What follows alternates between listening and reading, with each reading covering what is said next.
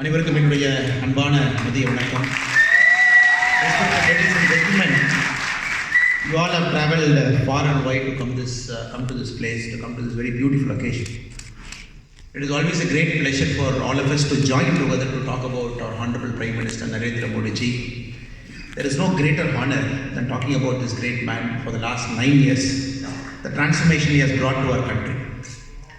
Before I get into that, it is my duty to compliment the overseas friends of BJP, the kind of active and the dynamic work it is doing outside our country. It is making sure whatever work is happening in the country is getting accelerated at the global level. I take this opportunity to humbly thank Kuldeep Shekhawat ji, who is the President of Overseas Friends of BJP UK, and the General Secretary Suresh Mangal ji, and the Overseas Friends of UK BJP Tamil Nadu chapter, Dr. Varadarajan ji, and all the eminent citizens who have come here from different parts of our country and very patiently waiting for the last 2-3 hours.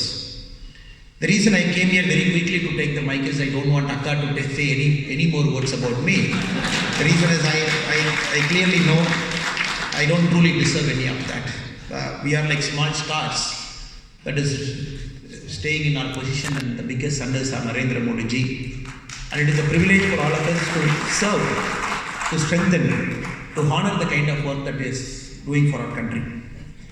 Before getting into what Modi ji has done, many of you know, you are all reading newspapers, you all follow him in TV, and many of you very patiently watch his Twitter, his social media, and every single thing about Modi ji, even thousands of miles away, you follow. It is not necessary for me to come from India and the party Karyakarta to come and talk.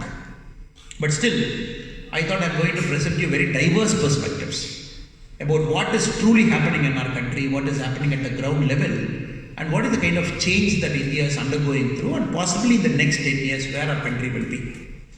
1750, many eras back, it is the time the Industrial Revolution truly kicked in.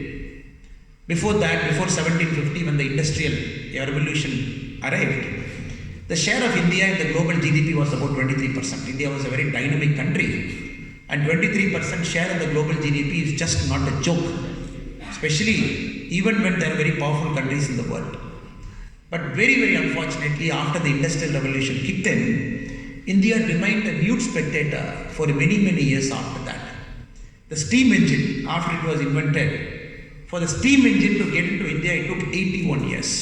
The electricity, after it was invented, for electricity to come into India, it took 78 years. Passenger cars, after it started plying the roads of America and UK, it took 72 years to enter into India. The reason I'm trying to say this in front of you is because after 1750, when many countries in the world started fully utilizing the era of Industrial Revolution, started climbing up the ladders, brought in unimaginable prosperity to their citizens, started growing very rapidly in the world, countries like UK, countries like US, most of the European countries. And India very sadly remained a mute spectator even before the Industrial Revolution, and we spoke 23% of the world's GDP was with India. Countries like UK, that point of time, especially East India Company, they chose to use countries like India more as a source of raw material supplier to the major industries that were settled in this part of the UK. After 2014 till now, 2023, we can very clearly say the 9 years of our country, it is not very ordinary 9 years. It is an epoch, it is an era, and this will come once in 250 years. What Industrial Revolution was in 1750, after that we can't say any great thing about technological revolution that happened, minor revolutions happened. After 1750, if you are talking of an era, truly magically, an era is shifting. It is going to be that 9 years which has shifted India to a very different path. With the numbers, we will argue in the next 1 hour why I am trying to make that particular point. 2020, 21, 22, these are the times of COVID. We have seen even before, when the diseases were in the part of this world, the kind of vaccines India will get. Encephalitis, when it happened, India got the vaccine many decades back. Polio, 1955, the vaccines were founded for polio in 1955. The first polio vaccine in India entered 23 years later in 1978. So these are the kind of changes that was happening before 2014. 2020, February, March, COVID. None of us were sure what to do because it is the single biggest threat to humanity possibly in the last 100 years, especially after Spanish flu. Eminent doctors like Aryaji are sitting in the front row. Normally when this kind of big diseases come, massive epidemic diseases come, we look up to the West, we look up to Americans, we look up to British, we look up to the Europeans. And immediately the government of India and other governments would try and do deals with them, try and negotiate with them, arguing, please send me vaccines as fast as possible. Please don't put any export control orders on this company so that I get the vaccines first. Now, the COVID era is truly the time when we as Indians, most of the global people have truly understood the potential of our country. We never went to any country, we never asked for any vaccine. As on today, 220 crore dose of made in India vaccines manufactured by our own country's facility, invented by our scientists, right up to the last mile door delivery by our primary health centers, and more than that, the kind of digitization we brought into the whole process, tracking, right from the certificates to your cell phone, right from the reminder, in a country like India with 142 crore people, this is not an ordinary measure. As the last count, 220 crore vaccines, completely by our own invention. The Indian Air Force plane lifting the vaccines either in Pune or in Hyderabad, flying to all across the country, landing in that airport, shifting it to the state government, vaccines traveling through the railway network, maintained 4 degree, 5 degree, 6 degree Celsius, all the way to the primary health center and delivered right at the doorstep. This is one example that we can very proudly say to the whole world how India has managed it. In fact, the World Health Organization has gone to the extent of calling India's management of COVID as the very best management of COVID that has happened across the world. And it is a case study the Harvard Business School has taken to study the India's model of delivering vaccines. But we are not very proud about that. We all know India's ability. That's how we were. We don't want anybody to come and teach us what is our ability. We always had ability. We always had technology. We always had the human potential. We shown to the world in a time of crisis what we are capable. But what brings us pride as Indians is when the whole world, the so-called superpowers were hoarding vaccines, trying to keep vaccines, extra stock, asking the multinational companies not to give vaccines outside, we delivered vaccines at the peak of COVID to 98 countries, 235 million. The gentleman who were talking on the stage, he mentioned about the word called Vasudeva Kudumbakkam. Now the Prime Minister, Honorable Narendra Modi ji, uses the word called the world is one. In the United Nations headquarters he spoke, and not only that, in multiple occasions he has spoken. In a crisis, in a peak of world crisis, we have shown the world what Bharat is all about. Not only do we take care of ourselves, we also have the ability to take care of our friends. Because we never saw geographical boundary as an impediment. We never saw the world politics as binary. We never saw the world politics as friends and enemies. We saw the world as one. We saw the world as our primary duty as part of the Bharatiya civilization to rush to their doorstep to help. That is why when the Honorable Prime Minister Narendra Modi ji visited Papua New Guinea recently, the Prime Minister of this country, Mr. James Marape, in front of the whole camera, in front of the world stage, he chose to touch our Prime Minister's leg. It is not that India is trying to be a big brother. That symbolized very clearly the kind of respect a country like Papua New Guinea, struck between global powers like China, Americans and the Russians for a long time, just being grateful for India did during the peak of COVID. Next day, in the following day, in the press conference, the Prime Minister James Marape said, my duty to thank the Indian population, because at the peak of COVID, when all of us were struggling for vaccines, not knowing what is going to happen to our senior people, India chose to deliver vaccines to us. It is my gratitude to India that I chose to honor the Prime Minister by touching his feet. Have you seen this happening anywhere in the world? 235 million, 23.5 crore vaccines delivered to 98 countries at the peak of COVID.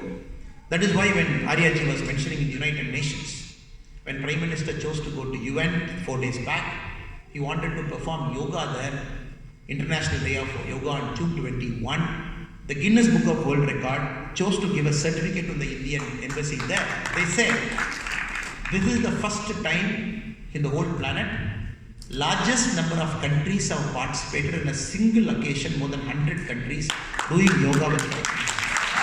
And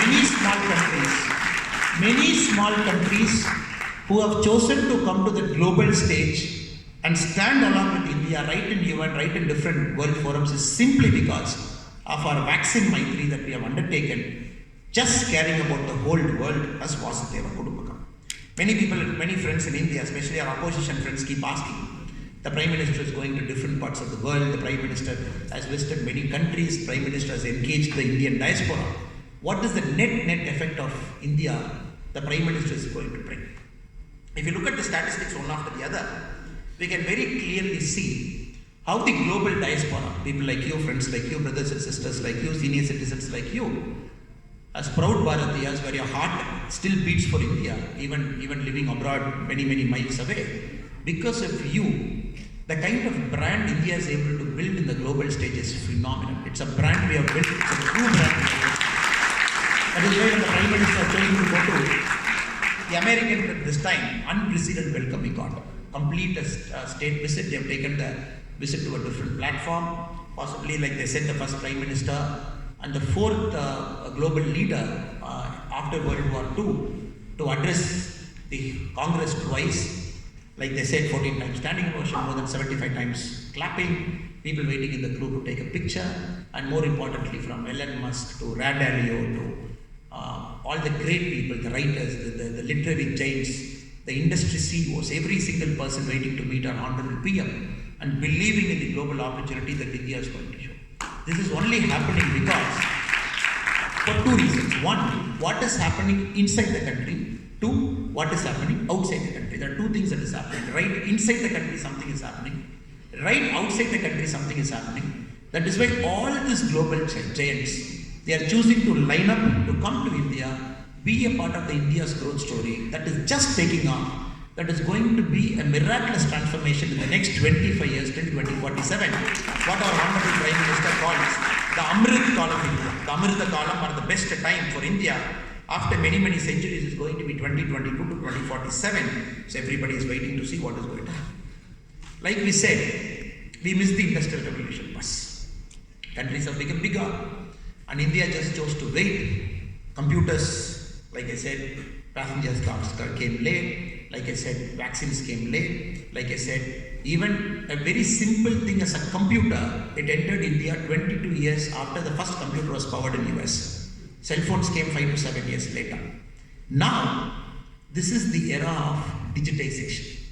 Like how Industrial Revolution happened, many countries chose to be the forefront of Industrial Revolution. The whole world knows this era of digitization, India is a world leader. That is why Mr. Sundar Pichai from Google, he mentioned the kind of digitization that is happening in India, that is being taken to the world by the Honorable Prime Minister Narendra Modi ji. It is far ahead of its time. It is much ahead of thinking. This is coming from a company which is more powerful than 90% of the world countries combined. That company CEO has chosen to use this word. The Prime Minister's thinking of digitization is far ahead of its time, especially for the kind of platforms.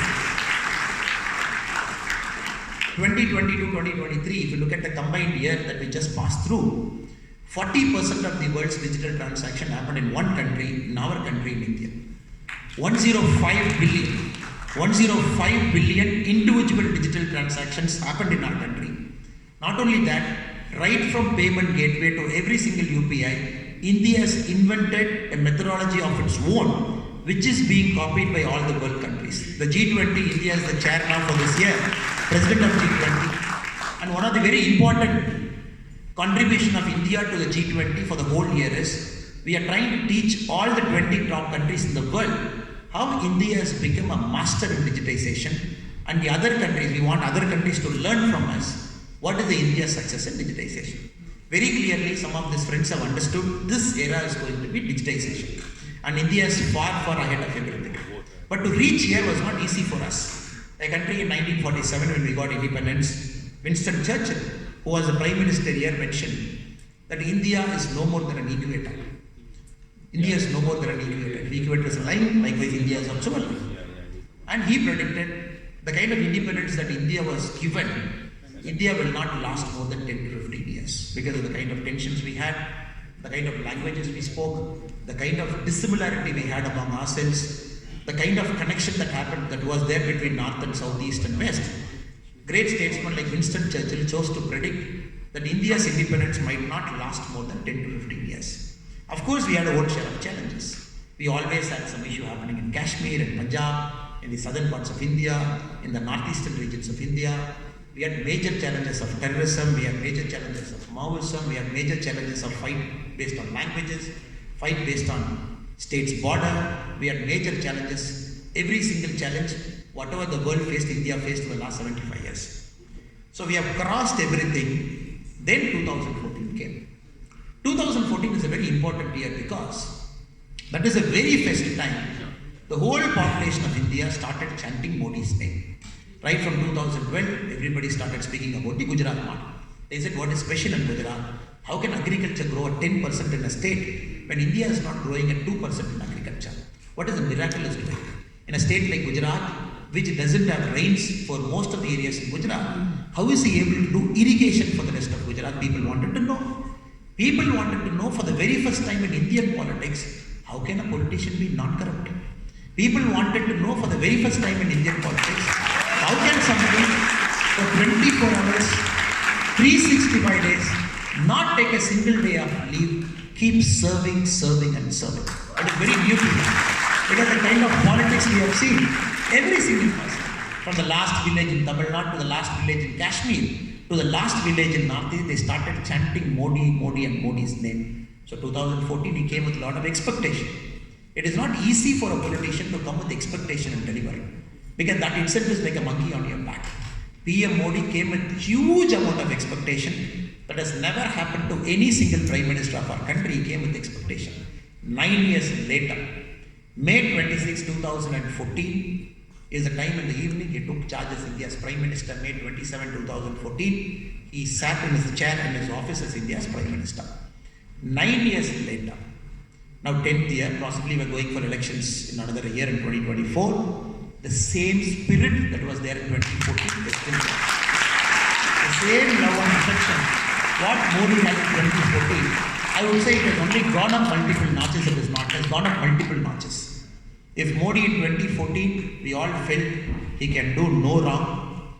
Now 2023, Modi has become a benchmark for world leaders. How to function in the office, how to take people along, how to be non-corrupt.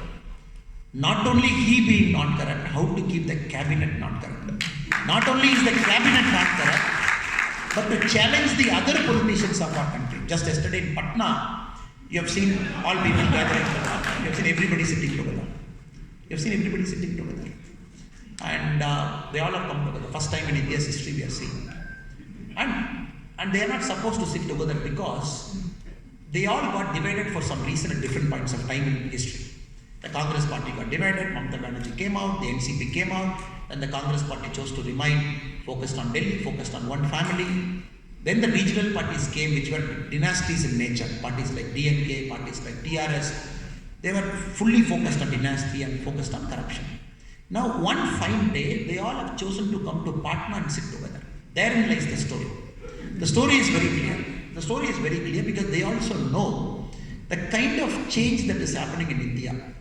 In 2024, If BJP sweeps Lok Sabha from Kashmir to Kanyakumari, it is going to sweep. When it sweeps the Lok Sabha, the idea of politics is going to change.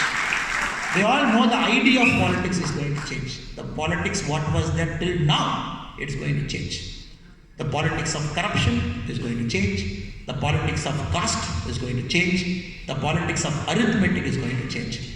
For all of them, it is the fear of their life which has brought them together in a room in Patna, sitting together, trying to take on one single person called me. And there are some leaders like Rahul Gandhi. The parliament was fully open to him till a couple of months back to speak what he wanted. And it is a free forum, he can come speak, everybody were willing to listen to him, he can convey his viewpoint. But he chose not to speak there. He decided to come outside the country. Rahul Gandhi, we all see his favorite spots, will continue to remind UK and continue to remind US. This is the place he comes, goes to think tanks, goes to the small institutions that is there, and chooses to address a group of people. Even when Janagana Mana is sung, they chose not to stand. That is the kind of audience Rahul Gandhi gets in San Francisco. There he speaks, the democracy is lacking in India, the institutions are collapsing, the institutions are failing, this is happening, that is happening, and every single thing he chose to paint. And very, very unfortunately, and that is the way the Congress is behaving in India. If you look at Congress, what was wrong with the old India is being reflected in the Congress party even now. If you come and see the Congress party in India now, it is purely a reflection of old India. Continues, fails to reform, fails to bring talent into politics, fails to empower people at the grassroots level, fails to fight for the poor and the needy who needs a political party to support them. Still, it's a party of privileged. Still, it's a party of a single family. Still, it's a party of a single road, a single house in Delhi. And now, Congress, along with other parties, have chosen to form a union in Patna, headed by Nitish Kumar ji. His flip-flops are more popular than a circus flip-flop. A circus flip-flop cannot do as fast as Nitish Kumar's flip-flop. Now 2024, I am assuring you from the British soil,